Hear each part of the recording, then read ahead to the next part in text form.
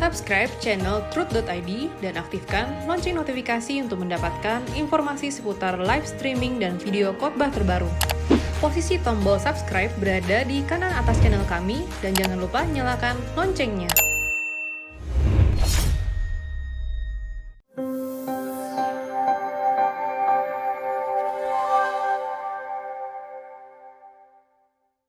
Kita masih berbicara mengenai memilih.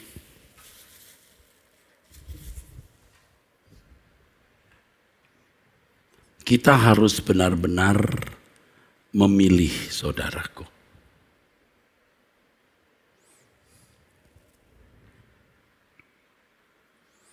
Banyak orang Kristen yang sebenarnya belum memilih.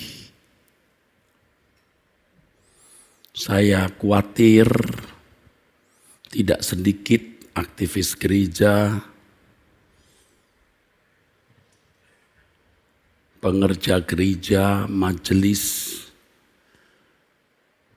rohaniwan atau pendeta yang disebut atau mengaku pelayan Tuhan belum memilih. Sebab kalau hanya beragama Kristen, orang tidak perlu memilih. Kalau hanya menjadi aktivis gereja, menjadi majelis, bahkan menjadi pendeta, tidak perlu memilih. Itu hal yang bisa secara otomatis dialami, saudaraku. Apalagi kalau pelayanan itu menguntungkan.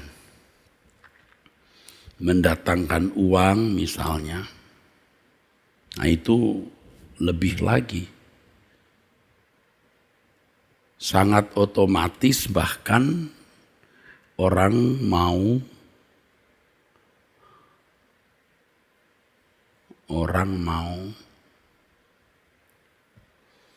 menjadi pelayan Tuhan karena ada keuntungan-keuntungan materi.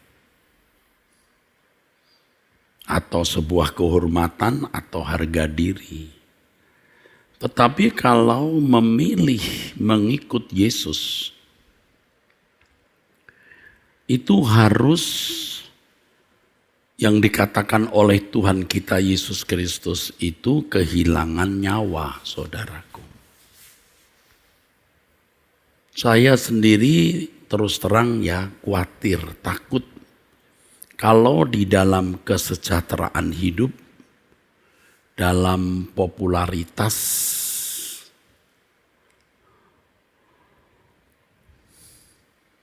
ya saya menjadi tidak mau kehilangan nyawa. Nyawa itu kesenangan yang memang pada umumnya atau hampir semua manusia hidup untuk memperoleh nyawa. Tentu saja saudara, konsep nyawa masing-masing orang bisa beda. Nyawa orang bisa di uang, nyawa orang bisa di gelar dan jabatan, pangkat. Nyawa orang di kepuasan nafsu, nyawa orang di popularitas, nyawa orang di penampilan, nyawa orang di hobi-hobi tertentu, begitu saudara. Nah kalau kita mengikut Yesus tidak boleh punya semua itu. Yang diperkenankan oleh Tuhan kita miliki ya hanya Tuhan. Hanya Dia yang kita miliki. Dan kita tidak bisa memiliki Tuhan kalau kita tidak berkarakter seperti Yesus. Kita tidak bisa dimiliki Tuhan kalau kita tidak berkarakter seperti Yesus. Kita tidak bisa dimiliki Tuhan kalau kita masih memiliki kesenangan-kesenangan dunia. Memang ini proses panjang, saudara. Saya sendiri juga harus melewati proses tahap demi tahap dan berat sekali, saudara. Tidak boleh berhenti. Tidak boleh berhenti, proses ini harus berjalan atau berlangsung terus.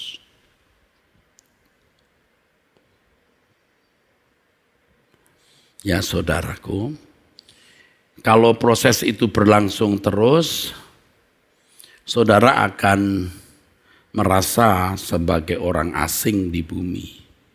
Saudara makin tidak memiliki teman atau makin sedikit temannya, makin sulit nyambung dengan orang, begitu. Keindahan dunia menjadi pudar, saudaraku.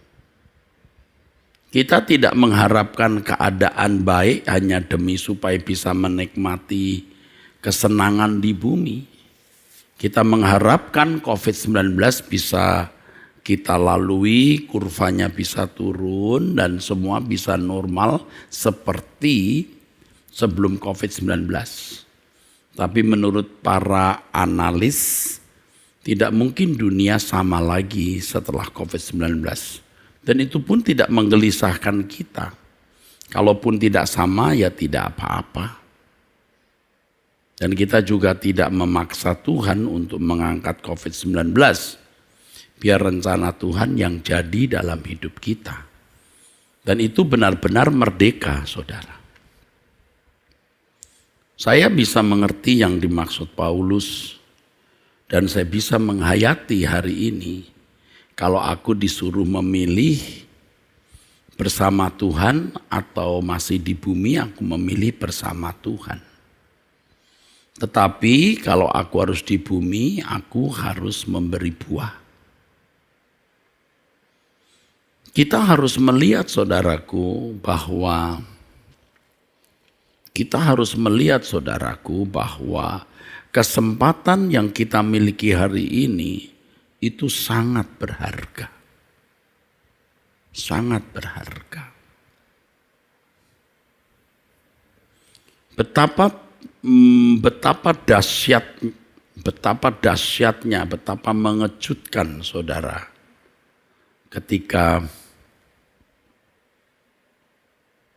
Betapa mengejutkan, saudara, ketika kita menutup mata lalu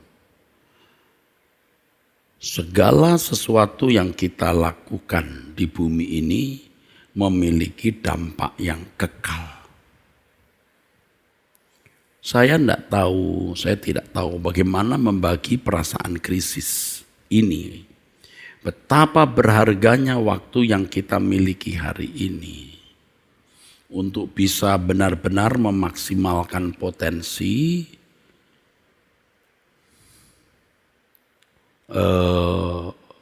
mencurahkan darah kita, ya,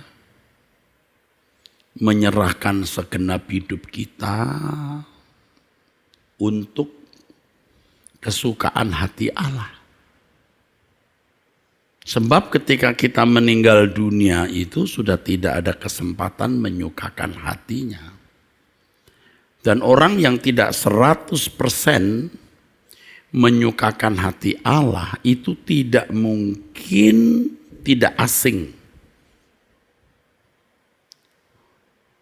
Pasti jadi orang asing nanti.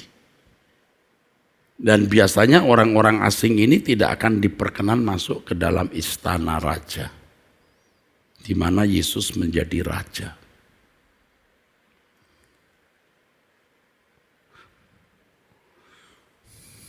Kalau ada pertunjukan untuk kelas VIP itu harganya bisa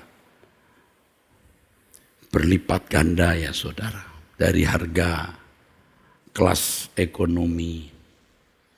Nah, untuk masuk rumah Bapa itu bukan hanya masuk surga, tapi masuk istana di mana Tuhan Yesus menjadi raja. Ada istana, ada kerajaan, saudara. Nah, yang bicara Tuhan Yesus sendiri, ada kemuliaan bersama Yesus. Ada orang-orang yang menjadi raja-raja, itu R kecil. Yang Tuhan Yesus katakan akan memerintah bersama-sama dengan Dia. Kalau kita percaya Tuhan Yesus, kita harus meyakini itu. Dan saya memilih meyakini itu, saudara. Saya memilih meyakini itu.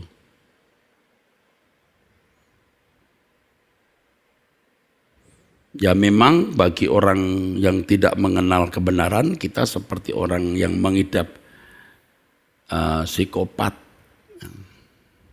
Jadi aneh ya, asing. Tetapi ini pilihan. Nah, apa saudara pikir murid-murid Yesus tidak dipandang seperti orang-orang psikopat di zamannya? Apa sih yang kamu kerjakan ini? Apa saudara pikir Paulus itu wajar? Tidak heran kalau orang berkata, kamu gila Paulus. Ya, jangankan Paulus, Yesus saja dipandang gila. Tapi kita kok mau jadi wajar? Nah, Kristen macam apa yang diwariskan oleh pendahulu kita? Ada yang tidak beres ini. Seakan-akan berurusan dengan Tuhan supaya kita memperoleh nyawa. Nyawa yang kita harapkan, nyawa versi kita. Dan yang mengerikan, Tuhan itu seakan-akan diam. Diam. Saya memiliki istilah, Tuhan itu senyap. Kalau kita tidak sungguh-sungguh mau menyelam di dalam perasaan Allah, kita tidak tahu. Allah bukan jual mahal, tapi dia tidak akan membuang mutiara kepada babi atau barang kudusnya kepada anjing.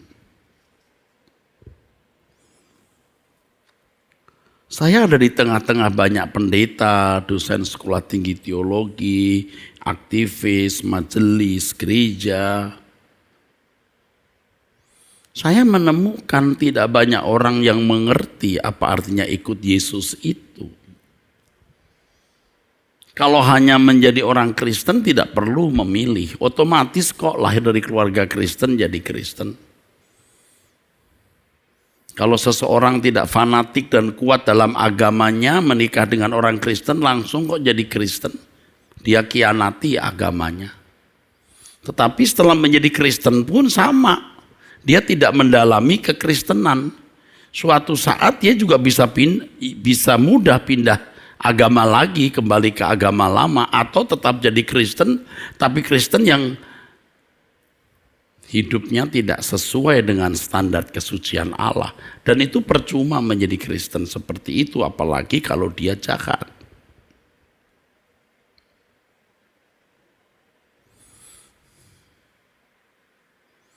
Saudara,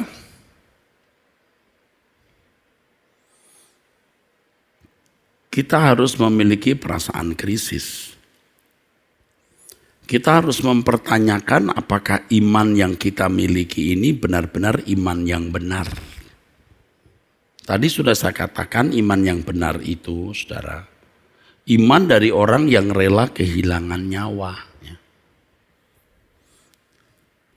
Dan Tuhan Yesus sendiri yang berkata, ya saudaraku, Tuhan Yesus sendiri yang berkata di beberapa ayat ya, barang siapa mempertahankan nyawanya, ia akan kehilangan nyawanya.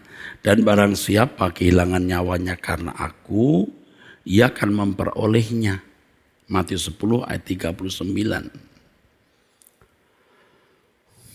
Matius 16 ayat 25, karena barang siapa mau menyelamatkan nyawanya, ia akan kehilangan nyawanya. Tetapi barang siapa kehilangan nyawanya karena aku, ia akan memperolehnya.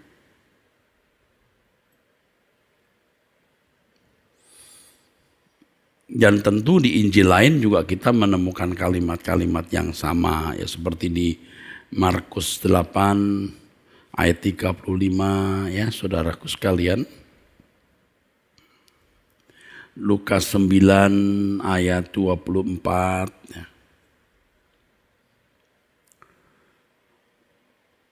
Lalu Lukas 17 ayat 33.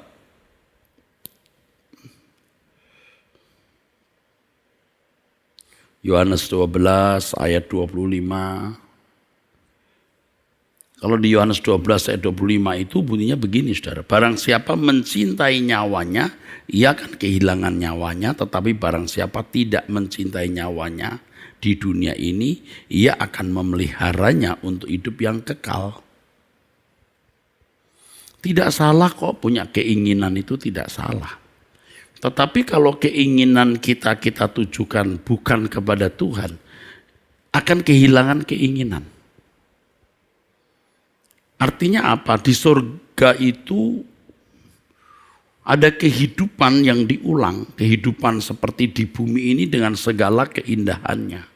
Dan kita menikmati kehidupan seperti itu di sana. Tetapi kalau di neraka tidak ada sesuatu yang bisa dinikmati. Jadi punya keinginan tetapi tidak ada objek yang diingini. Itu namanya kehilangan nyawa. Lebih baik kita kehilangan nyawa hari ini. Yang kita ingini hanya Tuhan Yesus saja, kerajaannya, dan kita masuk dunia di mana ada segala yang indah yang Allah ciptakan. Di mana apa yang Allah pernah ciptakan yang Dia katakan sungguh amat baik itu akan ada. Tetapi kalau orang terbuang di neraka tidak ada sesuatu. Tidak ada objek yang diingini walaupun punya keinginan. Menyeramkan saudara. Mengerikan itu.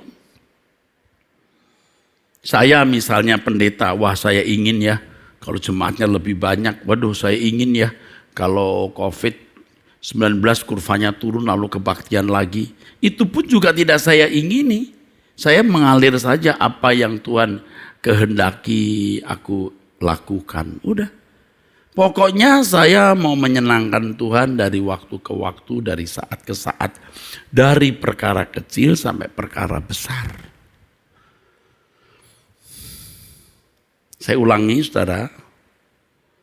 Ya, Tuhan Yesus tadi berkata, barang siapa mencintai nyawanya, ia akan kehilangan nyawanya. Tetapi barang siapa tidak mencintai nyawanya di dunia ini, ia akan memelihara untuk hidup yang kekal. Kita punya banyak keinginan hari ini, puas-puaskan diri. Nanti tidak punya nyawa, nanti kehilangan nyawa. Artinya akan terbuang ke dalam api kekal di mana tidak ada sesuatu yang bisa dinikmati. Jadi keinginan tetapi tidak terpuaskan. Apalagi tidak ada Tuhan di situ. Nah sebenarnya kan kalau manusia yang sudah sehat ya, sehat secara rohani, itu dia akan tahu bahwa yang dia butuhkan hanya Tuhan. Ada rongga kosong dalam jiwanya yang itu hanya bisa diisi oleh Tuhan. Hanya Tuhan. Hanya Tuhan yang bisa mengisi rongga kosong di dalam jiwa kita, saudaraku. Hanya Tuhan. Nah, ketika kita hanya mengingini Tuhan, di kerajaannya ada Tuhan. Tetapi ada segala keindahan yang juga kita nikmati. Karena kita manusia dengan segala komponen yang diberikan Tuhan untuk menikmati segala sesuatu. Baru itu namanya sempurna. Tetapi di neraka sudah tidak ada Tuhan dan tidak ada objek yang bisa dinikmati. Lebih baik kita kehilangan nyawa hari ini, saudara. Tetapi ini tidak mudah, saudaraku. Tidak mudahnya karena apa? Ya karena kita sudah punya irama jiwa kita ini sudah salah. Irama jiwa kita ini sudah salah. Kita sudah, kalau ibarat orang kecanduan itu sudah tercandui oleh berbagai keinginan, saudaraku. Apalagi yang namanya uang, maknyus. Ya. Maknyus. Sama, saya juga begitu, tapi saya mau keluar dari keadaan ini. Kalau sampai saya tidak ingin pulang ke surga itu ada yang tidak beres dalam hidup saya. Kalau saya tidak ingin bertemu Yesus itu berarti saya sedang mengkhianati Dia. Yang mengerikan bagi pendeta adalah ketika sibuk bagaimana membuat gereja besar, bagaimana punya banyak aktivitas, semua dalam lingkup pelayanan dan dia pikir sedang melayani Tuhan, padahal dia sedang melayani keinginannya sendiri, saudara.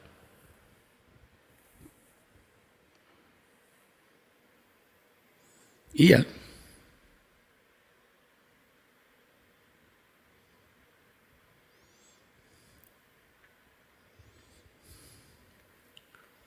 Jadi saudara, saya ingatkan nih, saudara kalau masih mau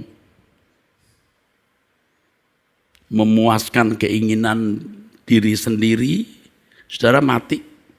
Mati, saudara. Saudara mati aja.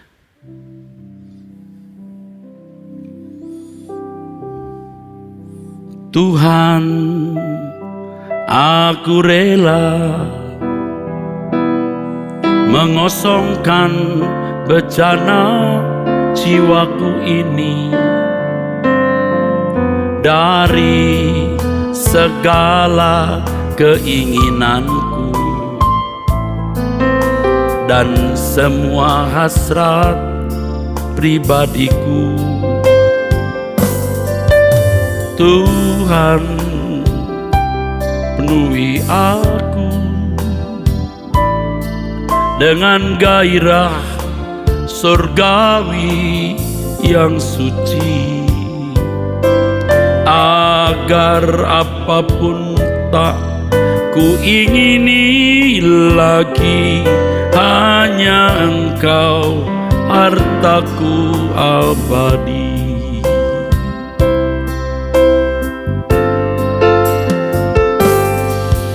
Tuhan, aku rela mengosongkan bejana jiwaku ini dari segala keinginanku dan semua hasrat pribadiku.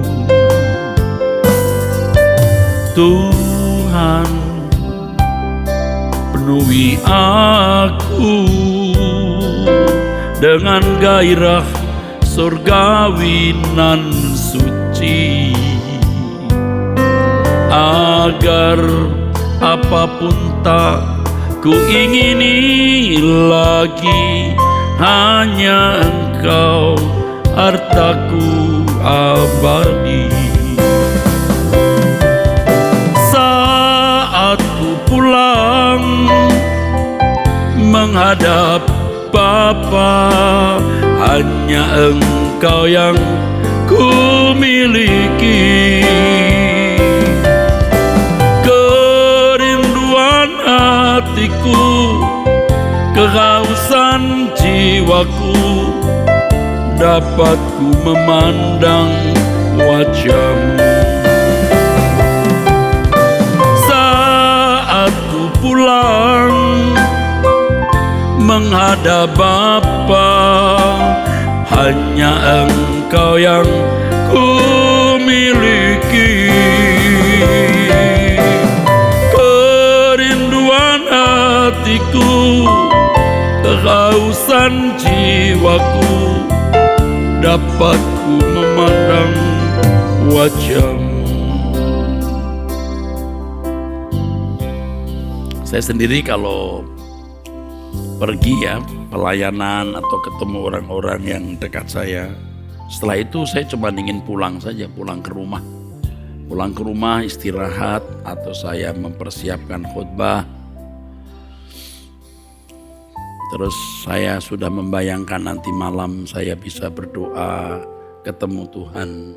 Sudah, tidak ada yang menarik lagi dalam hidup ini, tidak kepikir mau kemana-kemana, kecuali pergi dengan orang-orang yang memang bisa diajak diskusi tentang kebenaran. Kalau enggak.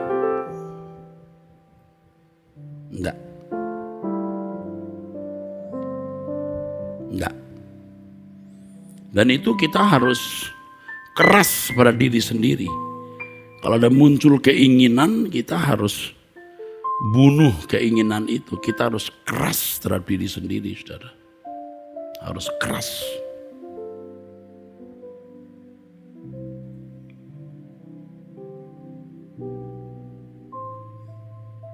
Kalau kita tidak keras begitu ya kepada diri sendiri, dunia akan keras menguasai kita, menekan kita. Saya akan bergumul untuk persiapan Sunday Bible Teaching, lalu hati saya mengatakan, kok kamu Sunday Bible Teaching kok seperti khotbah hari yang lain, apa bedanya? Saya tanya dalam hati saya. Banyak bahan, saudara. Mau bahan apa? Mau bahan apa? Saya punya. Aduh, saudara. Mau bahan apa? Saya punya.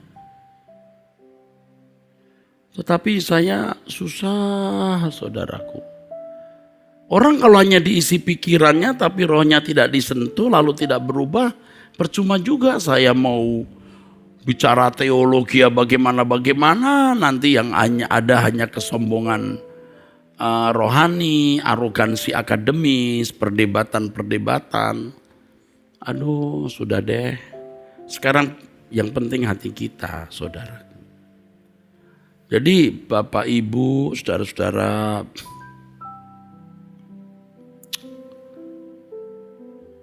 jangan merasa malang kalau saudara sekarang ini dalam keadaan yang terpuruk. Apakah terpuruk masalah ekonomi, rumah tangga, kesehatan, atau apapun. Justru dalam kondisi terpuruk ini, saudara akan lebih bisa mengharapkan dunia lain yang lebih baik. Orang-orang yang hidupnya makmur, nyaman, yang uangnya bisa ratusan miliar atau puluhan miliar atau belasan miliar atau beberapa miliar, apalagi yang triliun ya, itu sudah susah diajak mikirin langit baru bumi baru. Bahkan mungkin sudah tidak bisa lagi.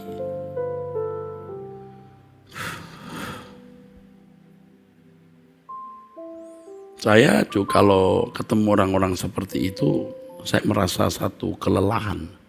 Bagaimana menjelaskan langit baru bumi baru kepada orang ini? Ia tidak mengerti, saudara. Yang dia mengerti itu bagaimana bisa menikmati apapun yang bisa dinikmati di rumah.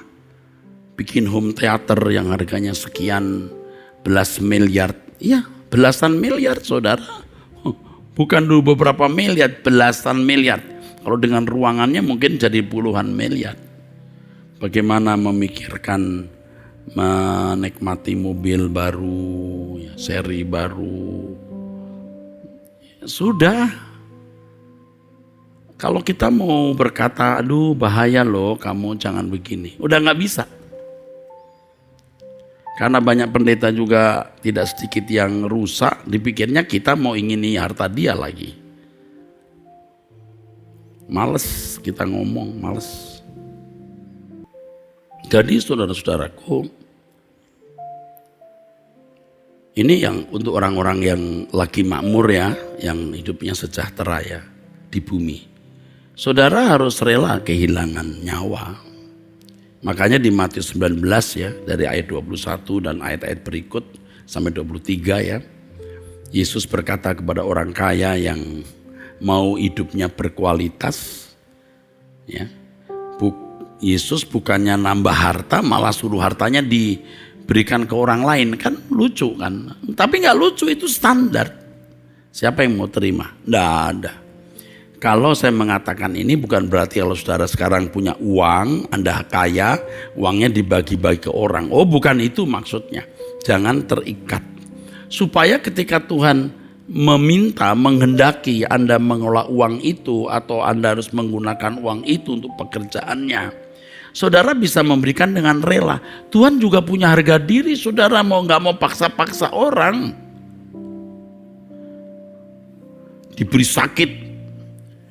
Diberi sakit dulu, lalu gak sembuh-sembuh, didoakan pendeta, lalu sembuh, lalu baru memberi persembahan ke gereja. Wah, itu tidak natural, yang begitu itu tidak natural. Tidak berbau harum itu. Ya. Jadi kalau saudara dalam kondisi COVID yang pas-pasan saudara kirim uang 500, 1 juta untuk persembahan 100.000, waduh, itu harum. Harum. Dicium Tuhan tuh harum. Seperti janda miskin yang memberikan 2 duit. Uang kecil. Tapi itu benar. Tuhan disenangkan. Tapi juga saya tidak setuju kalau saudara punya uang mesti untuk bayar uang sekolah anak-anak atau untuk membantu orang tua lalu saudara berikan ke gereja. Itu juga tidak boleh. Kalau itu bagian untuk orang tua harus untuk orang tua. Kalau bagian untuk anak harus untuk anak. Jangan berkata, nak nanti jalan kaki saja ke sekolah ya, uang kamu dipakai untuk persembahan. Tidak boleh. Mengurus orang tua, mengurus anak pun juga pelayanan, saudaraku. Ya, saudara yang terpuruk hari ini itu berpotensi. Dan terus terang ya, saya sudah sering ketemu pendeta-pendeta ya. Nggak bisa loh diajak mematikan keinginan. Aduh, banyak khawatirnya. Seandainya nih, ini kondisi paling parah nih ya. Anakmu tidak bisa kuliah.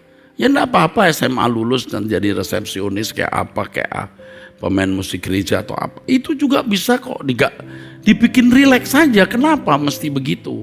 Usahakan bisa kuliah. Kalau saudara memiliki ketua sinode, memiliki sinode, ceritakan kepada sinode bapak rohanimu. Ya, mungkin bisa dibantu. Tapi kalau tidak ya enggak apa-apa. Sudah nak, kita pulang ke surga saja nak. Kamu gak jadi sarjana gak apa-apa. Anak pendeta kok gak jadi sarjana, ya biarin. Biarin. Sampai segitu ekstrimnya. Tetapi seperti yang saudara sering dengar dari saya, maksimalkan potensi. Sampai saudara itu punya hati itu melekat dengan Tuhan. Melekat dengan Dia.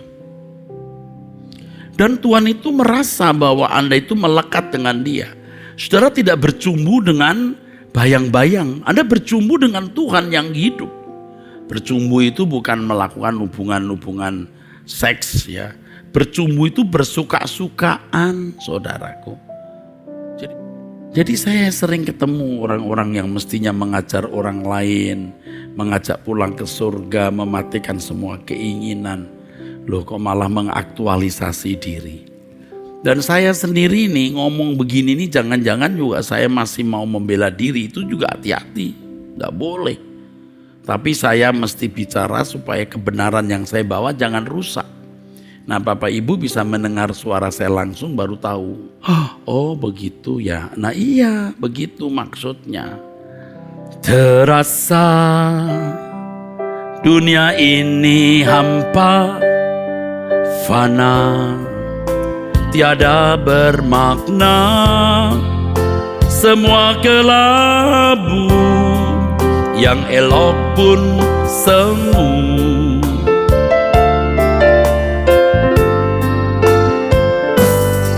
Ya Bapa, nyalakan nafasku seperti pada putramu, torehkan kisah jejak anak Allah di hidupku.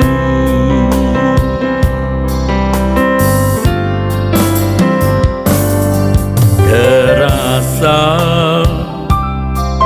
dunia ini hampa, fana, tiada bermakna, semua kelabu, yang elok pun semu.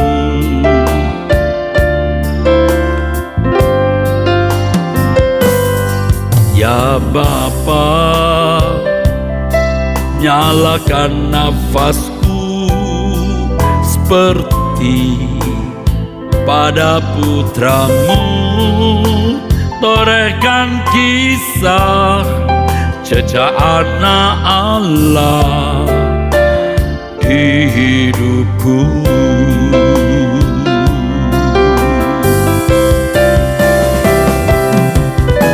Di hamparan padang kehidupan, ku rajut senyummu.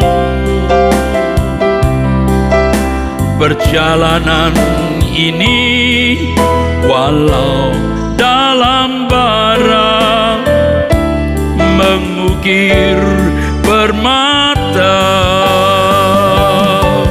Di rengkuhmu rencana jiwaku, tembangkan rinduku. Di tepi gitaku, ku gapai madumu, belakang langit biru. Di rengkuhmu itu, di pelukmu, rencana jiwaku itu kerinduanku yang kuat. Ku nyanyikan itu nyanyianku. Seperti orang jatuh cinta, ia akan menyanyikan lagu-lagu yang bernuansa kerinduan untuk bertemu dengan kekasih. Di tepi gitaku, gita itu kisah. Di ujung kisah hidupku telah ku capai madumu, sukacita, kebahagiaan Tuhan. Bukan kebahagiaan dunia, belakang langit biru. Di hamparan padang kehidupan, ku rajut senyummu. Perjalanan ini walau dalam bara, mengukir permata. Di rengkuhmu rencana jiwaku, tembangkan rinduku. Di tepi gitaku, ku gapai madumu, belakang langit biru. Di hamparan padang kehidupan, ku rajut senyummu. Perjalanan ini walau dalam bara, mengukir permata. Di rengkuhmu rencana jiwaku, tembangkan rinduku. Di tepi gitaku, ku gapai madumu, belakang langit biru. Saya mengajak saudara jangan bandel ya. Maaf ya, jangan sudah miskin, bodoh, lu bandel lagi. You mau dibawa kemana? Sekarang mau jadi kaya juga sudah susah, saudaraku. Mau cukup saja kadang-kadang sulit. Dunia ini sulit. You udah miskin, bodoh, bandel lagi. Mau apa? Ikuti saja apa yang saya bagikan. Kita mungkin secara materi miskin, kita bukan orang berpendidikan, kita kelompok orang yang terbuang, tapi lebih dari orang-orang menang. Orang-orang menang artinya orang-orang yang menang secara ekonomi, secara politik, secara penampilan, secara gelar kekuasaan dan lain-lain. Kamu lebih seperti jemaat Roma yang terpuruk ya oleh penderitaan ya. Penderitaan yang luar biasa ya, dari kekaisaran Roma, tapi mereka lebih dari pemenang.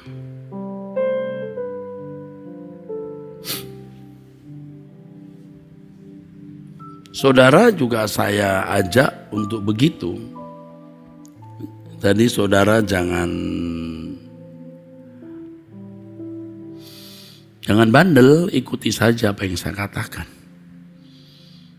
Ya, saudara tidak harus menjadi anggota sinode saya atau pergi ke gereja saya ini. Gereja Tuhan yang saya gembalakan. Gereja Tuhan yang saya gembalakan. Saudara tidak harus ya datang ke sini. Anda tetap di gereja masing-masing. Tidak apa-apa. Mungkin saudara dari Katolik, dari Protestan, atau dari mana-mana tidak masalah. Tetaplah di gereja masing-masing. Tetapi ikuti jalan ini. Ikuti jalan ini. Jangan menjual nyawamu kepada dunia. Jangan menjual nyawamu. Tidak ada yang gratis.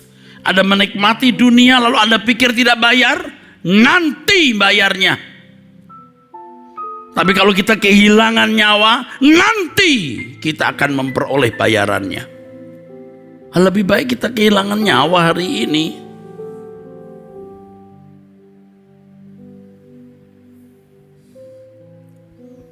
Tidak semua perasaan itu bisa dikemukakan, perasaan saya ini. Tidak semua kebenaran bisa dijelaskan secara lengkap. Tapi nurani saudara pasti tahu dan Roh Kudus pasti bicara. Jangan menunda. Anda harus ambil keputusan. Dan keputusan itu harus jelas dan tegas, aku memilih Tuhan. Sehingga saudara bisa merindukan Tuhan.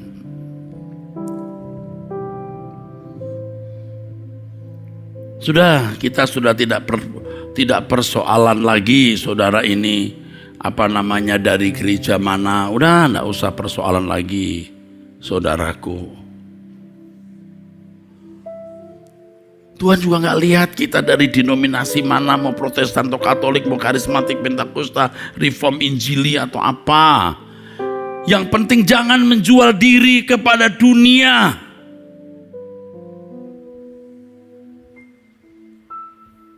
Jangan menjual diri kepada dunia. Aduh saudara, kemuliaan kerajaan Allah itu luar biasa. Hari ini ketika saya merenungkan firman Tuhan yang berkata, betapa besar rahasia ini. Yaitu kekayaan yang ada di dalam Yesus Kristus. Lah kok kita bisa menganggap itu murahan.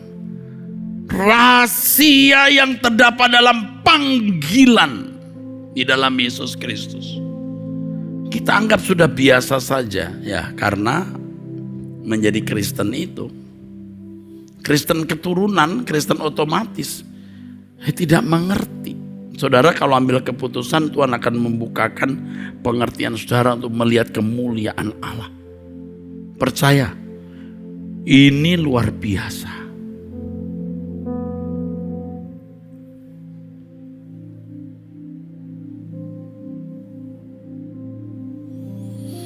Saya diharapkan panjang umur, sering lah orang SMS, Pak panjang umur ya Pak. Saya bilang ya, padahal dalam hati saya nggak panjang umur juga nggak masalah. Tetapi kalau Bapak mau, Tuhan mau saya harus hidup, saya kerja keras. Karena waktu ini berharga.